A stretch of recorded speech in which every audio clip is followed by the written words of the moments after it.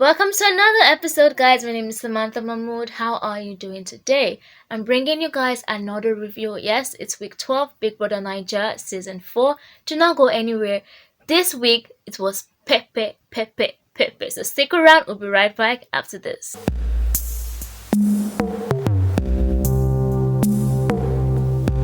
This week proved that we're at the peak of the game and soon it would all come to an end. And as such, the drama is escalating and the tension reached new heights. Big Brother kicked the week for our top 10 by announcing the final Veto Power game for the season, tagged the Ultimate Veto Power, which was to be played the entire week and involved housemates picking different pictures daily and safeguarding a red box that contained the actual item the winner of the Veto Power game must have by the end of the week. They were also warned to safeguard the red box at all costs, as a loss of the box would attract a punishment from Big Brother. Biggie also made it very interesting by cancelling all the previous strikes he had given to housemates such as Tacha, Mercy, Ike and Omashola, leaving them with a clean slate moving forward. Fraud, who was still bent on surviving nominations, tried his luck once again with Diane, trying to convince her to give him some coins to enable him buy immunity. Diane was conflicted and spoke to both Ike and Elo about it, and they advised her not to give him her coins, but still emphasized that in the end it was her decision to make. Elo won the title of the head of house for this week, and of course he chose Diane to share the bedroom with. Now, Ebuka already announced that there were no evictions this week to weird the viewers, but the housemates had no idea. So they nominated Diane, Mercy, Fraud and Cindy all for possible eviction. And immediately, Elo started begging for votes for Diane. And as they both retired to their bedroom, they decided that they would spend their coins having a good time and creating moments in Big Brother's house. Mercy also sought comfort from Ike, and Ike allowed her to use their coins to buy immunity for the 13th week. Diane also bought a spa date and treatment for herself, and Elo bought a movie date for himself and Diane. But they were not the only ones wanting to spend their coins, because Fraud, after getting coins from Tacha, decided to go and buy immunity, only to go there and receive the shock of his life when it was declared to him that someone had bought immunity. Fraud was pissed, he was crushed, because he felt it was Diane that had bought immunity behind his back, and he even asked the housemates, but none of them wanted to come out clean. They all kept quiet about it. Mercy and Ike didn't want to tell anybody. So of course, it came as no surprise to me when Fraud spent the entire few days of the week ranting. He spoke of Diane's loss at the whole cooking challenge and how she deserved to lose. He also spoke about the team Enigma to Tacha and Omashola, bad-mouthing all of them. The house received their first tax of the week courtesy of bedmates, and it was a tax about creativity. They took turns to give speeches on how bedmate furniture makes living better. But the overall winner of the tax was picked after a puzzle game, and it was Sheyi who bagged a new set of bedmate furniture and dinner in a jet. That same evening, the housemates brought the issue of missing food item to the head of house. This time around, it was about ripe plantains. And none of them, I mean none, expected Elo to take it so seriously to the point of searching wardrobes and housemates' bed spaces. It had a number of the viewers and even the housemates laughing, and in the end Mike and Ike referred to him as a bona fide head of house. As exhausting as the search was, and of course there were no plantains found, Elo still managed to cook for Diane, and he still pleaded for votes on her behalf. Ike and Diane also sat to plan and discuss Mercy's birthday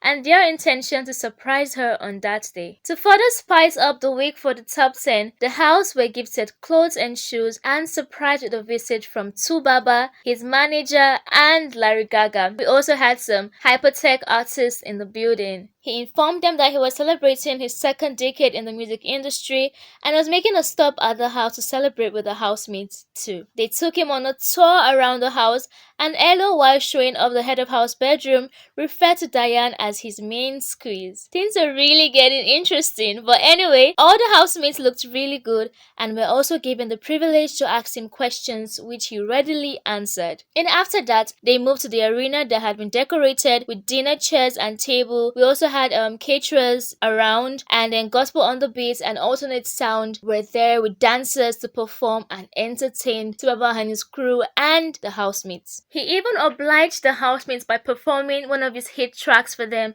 and even Larry Gaga himself performed for the housemates.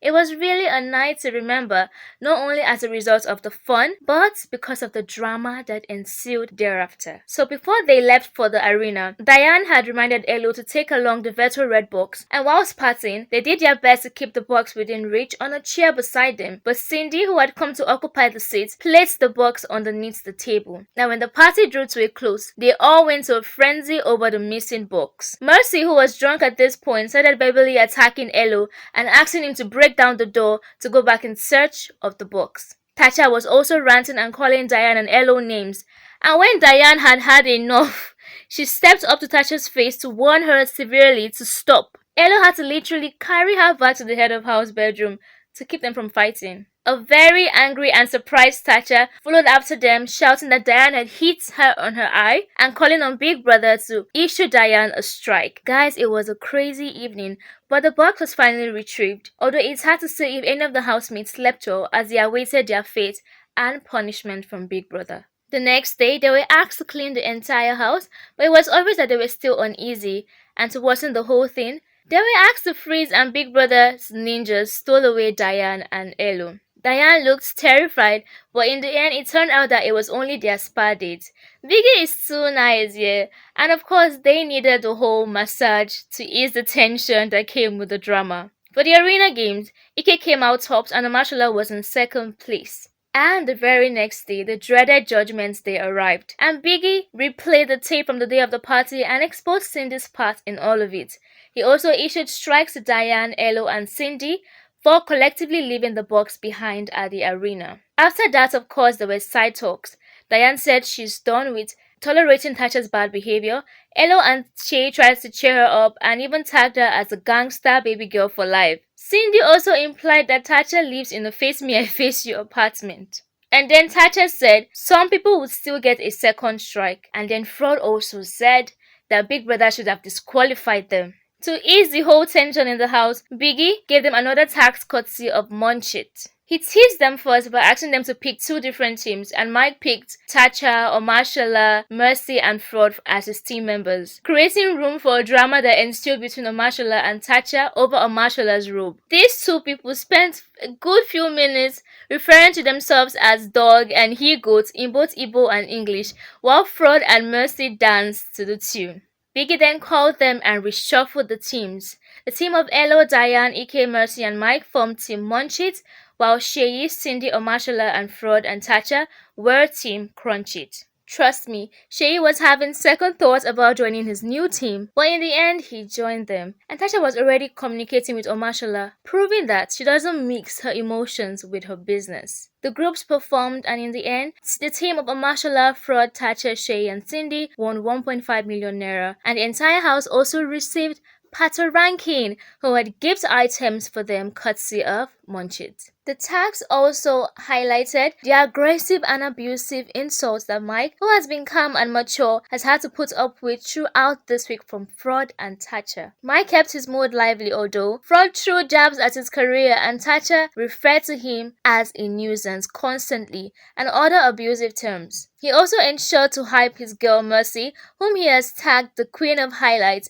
a name that she is indeed proud of. For the Saturday party, they were styled by Hype and Steam once again, and they looked really good. Although Diane's mood was really dampened because of the eviction that was looming, she looked really moody, and even when Elo tried to dance with her and cheer her up, she turned him down. Imagine then how shocked he was to see Diane not only dancing but grinding on Shay. The classic man himself, on the other hand, Mike, was a delight to watch, and of course Mercy and Elo killed the dance floor. After the whole party, Elo and Shay had a conversation over the dance, and Elo made it clear that he felt it was very disrespectful, especially because he was someone that likes to respect other people's boundaries. Shay just said it was just a dance though, that he shouldn't take it to heart. Although Elo made it very clear that he was pissed, he even spoke to Mercy about it, and Mercy said Elo was trying to cage Diane. At the end of the night, Elo and Shay had a conversation over the dance, and Elo made it very clear that what Diane had did was very disrespectful. He also spoke to Mercy about it, and she said it was merely a dance and Elo was just trying to trap Diane. I guess she's forgotten how Ike nearly fought Toyo and Umashala over her. Well, Diane and Elo still shared the same bed, although this time around with a little bit of space in between them. But by the next morning, they talked about their issues, and Elo said he doesn't like the fact that she doesn't communicate well, and Diane said she does not like his closeness with Cindy. In the end, they resolved to learn to communicate better. The next day, while the housemates prepared for their eviction night, actress and producer Funke Akindele, popularly known as Jennifer, stopped by the house. And of course, she had kind words of encouragement for the housemates and advisors. The duo of Diane and Elo were also surprised with their Showmax movie dates as they awaited the eviction night. The eviction kicked off with an electrifying performance from Ricardo Banks. And although there was no eviction this week, a surprising twist saw fraud winning the ultimate veto power. So there you have it, guys. We are going into another week of fun and of course drama. So don't forget to subscribe to Plugtv Live so that you do not miss any of the juicy details. Follow us on all social media platforms at Plugtv Live. My name is Samantha Mahmood. Until next time, goodbye.